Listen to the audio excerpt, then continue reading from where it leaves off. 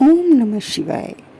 सावन शिवरात्रि का व्रत सावन महीने की कृष्ण पक्ष की चतुर्दशी तिथि को रखा जाता है।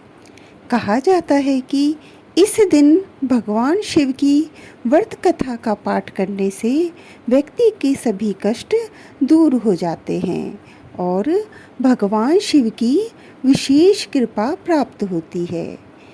इस दिन भगवान शिव की विधि विधान पूर्वक पूजा करने के बाद श्रावण शिवरात्रि की व्रत कथा जरूर पढ़नी या सुननी चाहिए।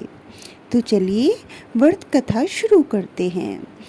धार्मिक कथा के अनुसार चित्रभानु नाम का एक शिकारी था जो जंगल में जानवरों का शिकार करके अपना घर चलाता था। शिकारी के ऊपर साहूकार का काफ़ी कर्ज था, लेकिन कर्ज न चुका सकने के कारण क्रोधित साहूकार ने उसको बंदी बना लिया था। जिस दिन साहूकार ने उसे बंदी बनाया वह शिवरात्रि का दिन था। बंदी रहते हुए शिकारी शिव संबंधी धार्मिक बातें सुनता रहा। वहीं उसने शिवरात्रि व्रत की कथा भी सुनी। शिकारी का पूरा दिन ऐसे ही गुजर गया। शाम को साहूकार ने चित्रभानु को एक दिन का समय दिया कर्ज चुकाने के लिए और उसे छोड़ दिया। कर्ज चुकाने के लिए चित्रभानु पूरे दिन बिना कुछ खाए पिए जंगल में शिकार ढूंढते हुए बिता दिया। ऐसे ही शाम निकल गई और रात हो गई। इसके बाद वो रात बीतने के इंतजार में बेल के पेड़ पर चढ़ गया। इसी पेड़ के नीचे शिवलिंग बना हुआ था।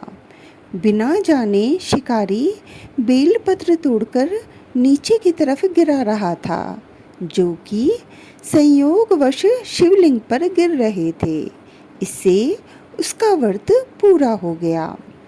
शिकारी की तलाश में घूमते हुए चित्रभानु को तालाब के किनारे एक गर्भिणी हिरनी दिखाई दी जो पानी पीने के लिए आई थी। उसका शिकार करने के लिए उसने धनुष बाण निकाला। उस हिरनी ने चित्रभानु को देख लिया। इस पर उसने शिकारी से कहा कि उसके प्रसव का समय है, तुम दो जीव की हत्या करोगे, यह ठीक नहीं है। हिरनी ने शिकारी से वादा किया कि जब उसका बच्चा इस दुनिया में आ जाएगा तब वो खुद आएगी, तब वह उसका शिकार कर सकता है, लेकिन अभी उसे जाने दे। शिकारी ने उसकी बात मान ली और जाने दिया। इसके बाद प्रत्यंचा चढ़ाने तथा ढीली करते समय कुछ बेलपत्र शिवलिंग पर फिर से गिर गए। ऐसे में चित्रभानु से अनजाने में शिवजी की प्रथम पहर की पूजा पूरी हो गई। कुछ देर बाद शिकारी को एक और हिरनी दिखी। उसे देखकर शिकारी बहुत खुश हुआ और शिकार करने के लिए तैयार हो गया। हिरनी ने उससे निवेदन किया कि वो कुछ देर पहले ही ऋतु से निवृत्त हुई है। मैं अपने प्रिय को ढूंढ रही हूँ। मैं एक कामातुर विरहिणी हूँ। जैसे ही मुझे मेरा पति मिल जाएगा वैसे ही मैं आ जाऊंगी। रात का आखिरी पहर बीतने ही वाला था। इस बार भी चित्रभानु से बेलपत्र टूटकर शिवलिंग पर गिर गए। इससे दूसरे पहर की पूजा भी हो गई। दो शिकार को खोकर शिकारी चिंता में पड़ गया था। रात्रि का आखिरी पहर बीतने को था। तभी एक अन्य मृगी अपने बच्चों के साथ उधर से निकली। शिकारी ने उसे देख तुरंत धनुष पर तीर चढ़ा दिया। वो तीर छूटने को ही था कि मृगी बोली, मैं इन बच्चों को इनके पिता के हवाले करके लौट आऊँगी। इस समय आप मुझे मत मारो। मृगी की बात सुनकर शिकारी को उस पर दया आ गई। उसने उसे भी जाने दिया। शिकार न कर पाने के कारण परेशान होकर पेड़ पर बैठा शिकारी बेलपत्र तोड़ तोड़ कर नीचे फेंकता जा रहा था। इस तरह से उसके तीसरे प्रहर की पूजा भी स्वतः ही संपन्न हो गई।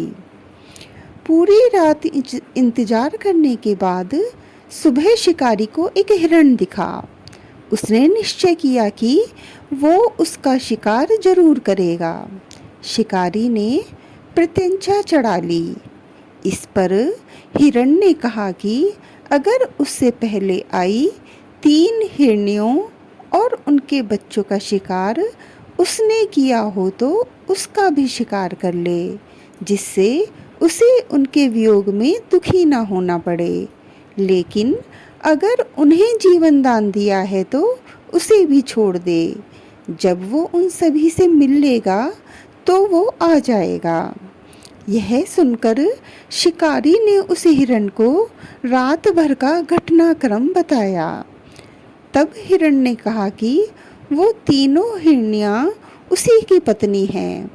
हिरण ने शिकारी से कहा कि जिस तरह से तीनों हिरनियाँ प्रतिज्ञाबद्ध होकर यहाँ से गई हैं, अगर उसकी मृत्यु हो जाती है तो वो धर्म का पालन नहीं कर पाएंगी। हिरण ने कहा कि जिस तरह उसने विश्वास कर हिरनियों को जाने दिया, उसी तरह से उसे भी जाने दे। वह जल्दी ही पूरे परिवार के साथ शिकारी के सामने हाजिर हो जाएगा। जाने अनजाने में ही सही, उपवास, रात्रि जागरण और शिवलिंग पर बेलपत्र चढ़ने से शिकारी का हिंसक हृदय अब निर्मल हो गया था।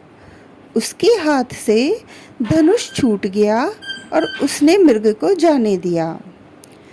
थोड़ी देर में वह मृग सपरिवार शिकारी के सामने उपस्थित हो गया, किंतु जंगली पशुओं की ऐसी सत्यता और सामूहिक प्रेम भावना देखकर शिकारी को बड़ी ग्लानि महसूस हुई।